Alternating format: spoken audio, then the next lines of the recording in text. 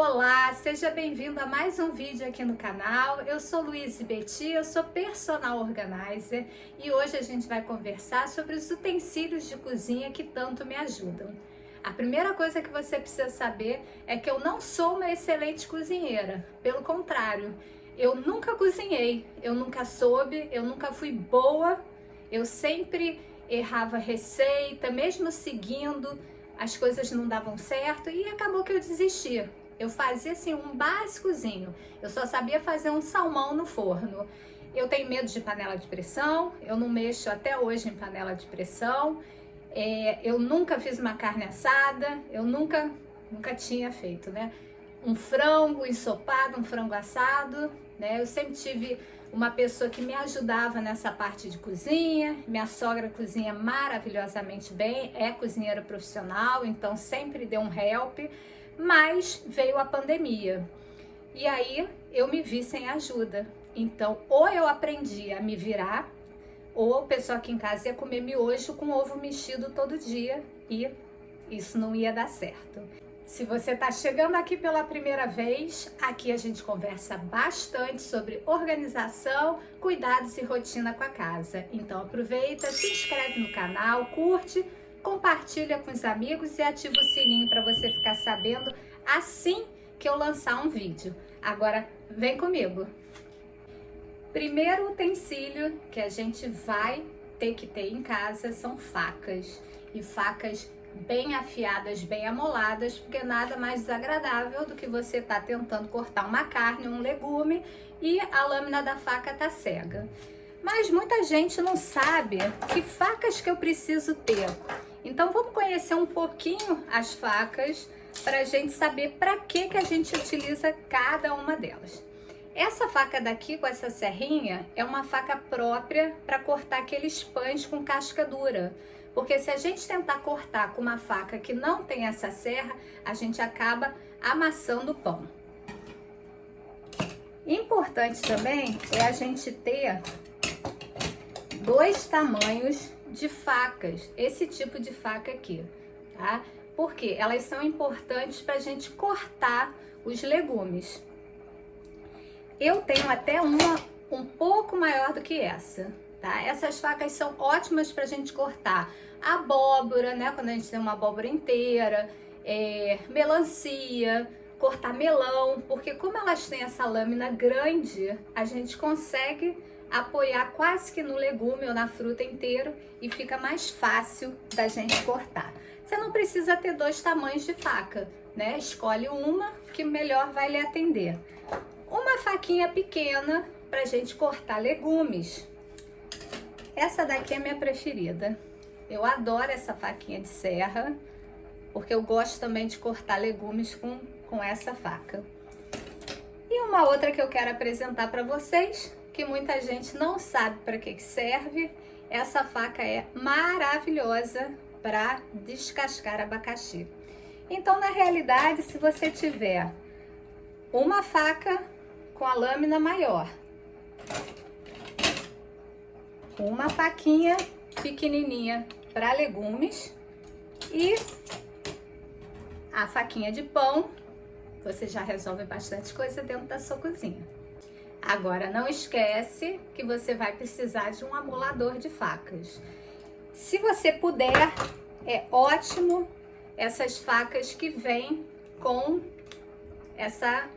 esse protetor, essa capinha. Por quê? Porque você protege mais a lâmina dela e ela não perde o fio com tanta facilidade como as nossas facas que ficam dentro da gaveta, batendo, encostando uma na outra. Então, se puder dar preferência, compra essas que vem com a capinha, que vai diminuir o momento de você precisar afiar elas. Bastidores da gravação. Consegui me cortar, as facas estão tão afiadas que eu cortei aqui. Gelinho para parar de sangrar, que ainda por cima eu tomo anticoagulante, então sangra que é uma beleza. Estou de volta após 1h30. Tive que ligar até para o médico para saber o que fazer para o dedo parar. Mas ok, viu como eu sou transparente? Não sou uma expert em cozinha. Então vamos voltar agora com muito cuidado, que eu tô até com medo. Outro item que para mim foi uma mão na roda é o descascador de legumes. Esse é da marca Osho, que é uma marca ótima, e ele é bem anatômico, é bem fácil de pegar. Ele tem aqui um arranhadinho de borracha que dá uma firmeza e não escorrega.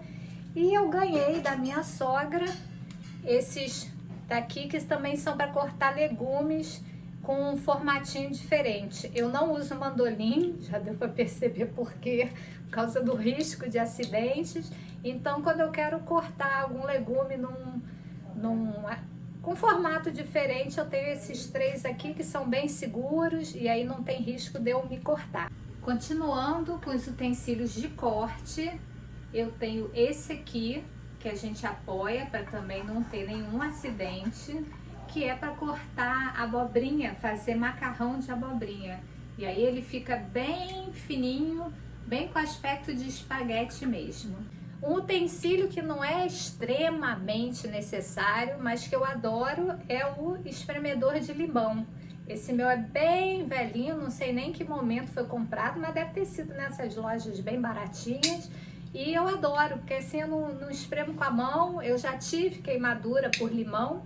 Eu fiz, acho que uma limonada para mim, não devo ter lavado tão bem a mão, saí para dirigir e o sol batendo, eu acabei ficando com queimadura, ficou uma mancha escura, e até eu descobrir que era de limão demorou. Então só uso hoje, só espremo limão hoje com o espremedor de limão.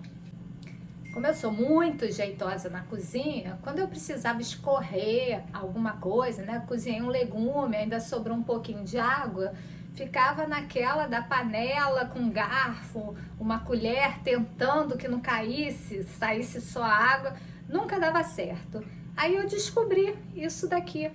É uma pecinha que a gente prende na panela e na hora que você derrama água, o alimento fica aqui e não cai. Então assim, super prático, uso pra caramba. Outra coisinha que é super útil é esse ralador pequenininho, que é ótimo pra gente ralar um pouquinho de gengibre, uma noz moscada, um pouquinho de alho, às vezes a gente quer jogar na comida, né? E uma raspinha de limão. Ele também é super prático.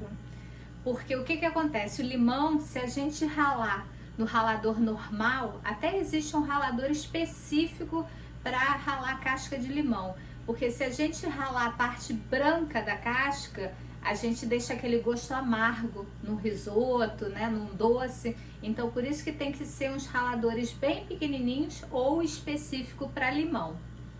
Até parece que eu sei muito de cozinha, né? Bom, na verdade, esse vídeo é exatamente para desmistificar um pouco de que só aquelas pessoas que são super, hiper, né, mega experientes na cozinha conseguem fazer pratos deliciosos. Eu percebi que o que me dificultava um pouco era que eu não usava os utensílios certos. Então, por isso que a gente está hoje dedicando esse tempo aqui nesse vídeo. Então, agora a gente vai entrar nos utensílios para cozinhar. E aí eu tenho esse kit aqui maravilhoso, que é todo em bambu, os cabos em bambu e a pontativa em silicone. E aí depois a gente vai conversar um pouquinho no outro vídeo como é que a gente cuida dos nossos utensílios de bambu e de madeira que a gente tem aqui na cozinha. Mas isso vai ficar para um próximo vídeo. Vamos começar pelas espátulas. Quem tem panela, né, com aquele revestimento preto, sabe que não pode usar as nossas colheres, os nossos utensílios de metal, porque vão riscar. Aqui em casa a maioria das panelas são de cerâmica ou de ferro, eu tenho algumas de aço inox também, mas a gente opta por só utilizar produto à base de nylon ou de silicone para não arranhar, não estragar nada, não tem nenhum problema. A gente tem, as nossas frigideiras também são de teflon, né, com aquele revestimento preto ou de cerâmica. Então aqui em casa todos os utensílios para a gente cozinhar são de silicone ou de nylon. Para que servem essas espátulas? Elas são ótimas para quando a gente está fazendo hambúrguer, para a gente virar o outro lado, um omelete, um frango grelhado, um bife, a gente precisa de uma espátula, né, com uma área um pouco maior para a gente conseguir entrar embaixo dele e virar, para tirar algum biscoito, alguma coisa de uma assadeira no forno. Eu gosto muito dessa, se reparar tem um biselzinho aqui, ó, e isso ajuda muito também na hora de virar. Essa daqui também tem, e eu vim a saber agora há pouco que o fato dela ser furadinha é que é para na hora que a gente retira o alimento aquecido, evitar aquela condensação que fica embaixo dele, e aí você transporta para uma outra superfície. Vivendo e aprendendo. Pincel de silicone.